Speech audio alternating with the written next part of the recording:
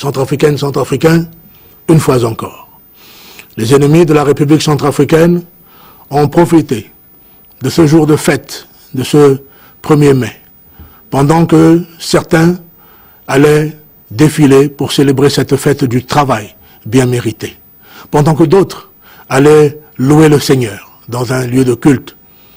Les ennemis de notre pays sont arrivés à Notre-Dame de Fatima et y ont jeté une grenade, tuant plusieurs de nos mères, de nos sœurs, de nos frères.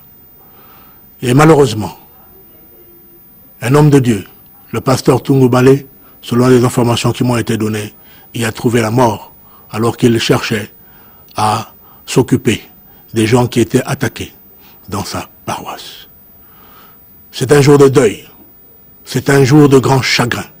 Je crois qu'il n'y a pas une seule personne dans cette ville de Bangui qui ne soit chagrinée par ce qui s'est passé ce matin. Je crois qu'il n'y a pas une seule famille dans cette ville de Bangui qui ne soit touchée par ce qui nous arrive ici, une fois encore, par les ennemis de la République. Mais je voudrais appeler mes frères, mes mères, mes sœurs, centrafricaines et centrafricains, à comprendre qu'il s'agit ici d'une provocation de ceux dont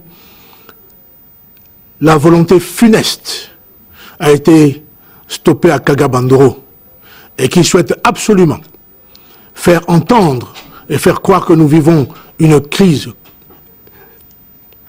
concessionnelle et de religion afin de pouvoir relancer leur funeste projet à partir de Kagabandoro.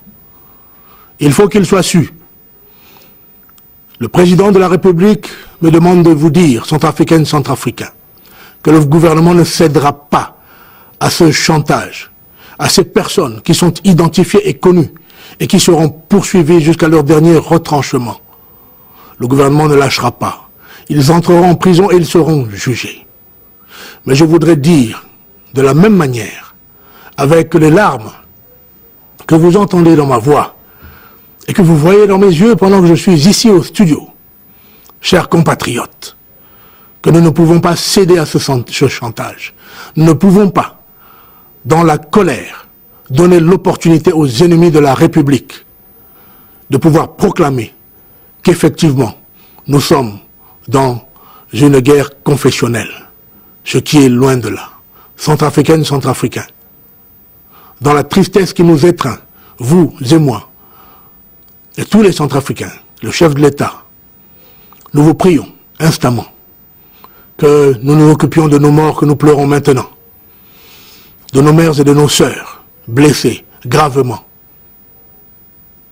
mais que nous puissions raison garder et d'éviter que nos ennemis ne puissent prendre prétexte de tout débordement dû à notre colère, dû à notre tristesse.